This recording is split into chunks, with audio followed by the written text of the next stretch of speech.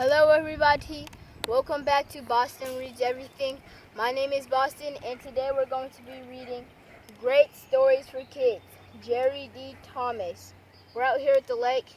The Lego video is canceled, but we're still at the lake. And we're reading page Saying Goodbye. Have you ever awakened from a bad dream, happy that it was just a dream and it was over? When I first opened my eyes the next morning, I smiled, thinking the bad dream was over. Suddenly, I remembered that it hadn't been a dream. Then they hit me again.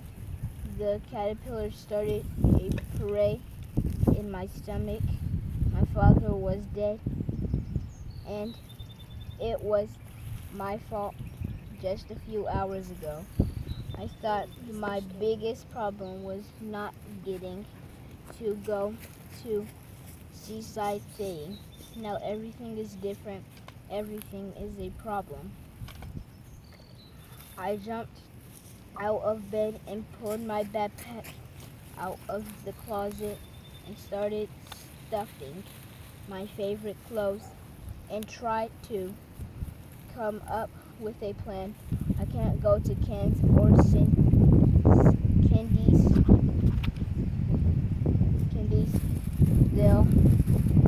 They'll know what I did.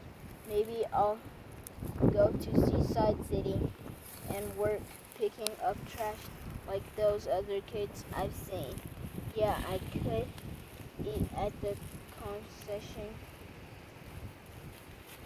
stand and sneak in behind the otter house to sleep at night, dealing with death, guilt. I was so busy thinking up my plans that I didn't hear Mom come into my room. I don't know how long she stood there, but when she spoke, I jumped. "Are you going somewhere?" she asked. My hand flew up to cover my mouth. Just suddenly, I was crying. "I have to leave." Tears came to her eyes, and she came close to hug me.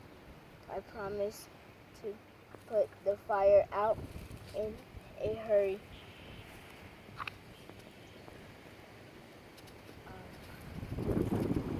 Out in a hurry. That's what he was trying to do when the plane crashed. It's my fault, Daddy. Dead. Mom caught me before I could back away. She let me cry, not for a minute, then took my face in her hands. "Catherine, is it not your fault? Fighting fires is a dangerous job." Daddy was being as careful as he could. He wouldn't have hurried if that made the danger worse. His crash was an accident. It didn't have anything to do with his promise to you. For once, the caterpillar stopped. "Are you sure?" I asked, looking up to be certain she meant it. "Completely sure," she answered. "Now promise me you'll never run away. I need you now more than ever." I promised her with my biggest hug.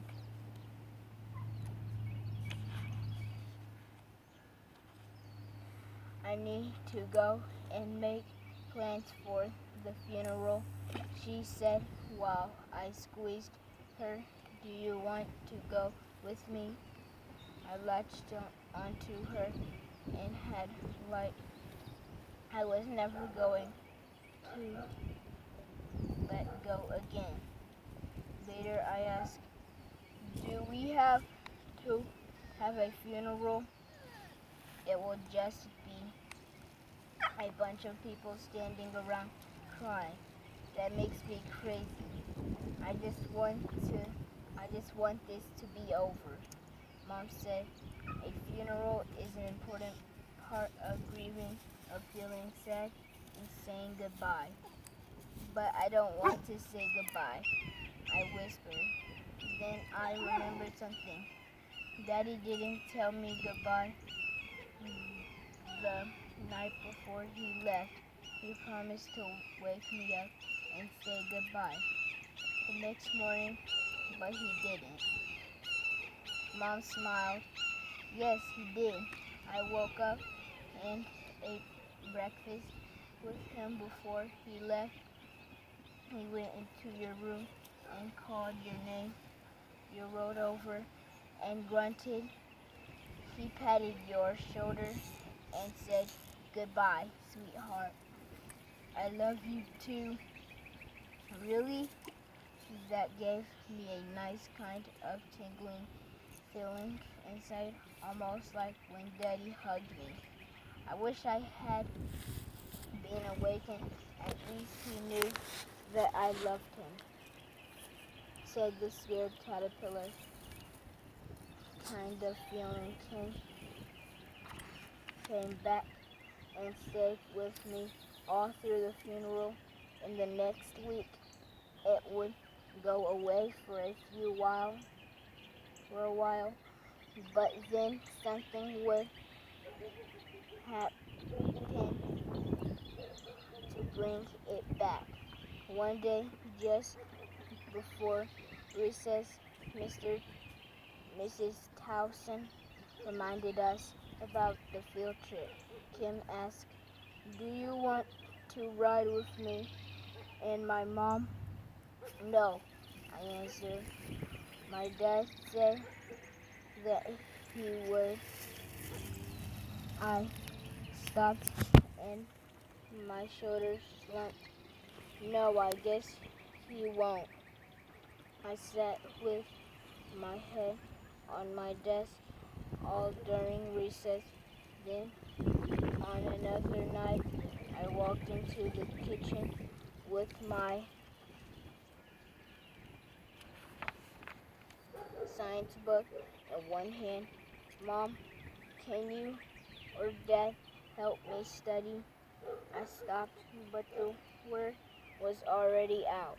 I dropped the book and ran to my room. Mom followed me, and we cried together for a few minutes. You miss him a lot, don't you? She asked. I sniffed and nodded. What will I do without a father? I asked with my arms around her neck. She held me tight. You still have a father. Your Father in heaven is still with you. He knows what has happened. He loves you very much. You'll have to learn to depend on his love and protection. I didn't really understand what she meant, but I understand a little more now. If God is really full of love and fun like my dad, then I know it's okay to be happy, and I know that God is always worrying about me and taking care of me. I'll always miss my dad, but knowing my Heavenly Father is there keeps the caterpillars from taking over. That's it for today, guys. The Lego video is canceled, but bye.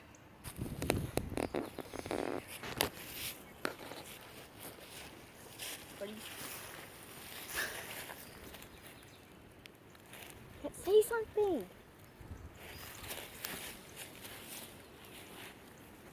This is my... Introduce her. Go ahead, introduce her. This is my sister. cousin. Sister-in-law. Your stepsister. My stepsister, and she doesn't know what to say, so I got her stuck. Say bye. Say see y'all next time on BRE. See y'all next time on BRE.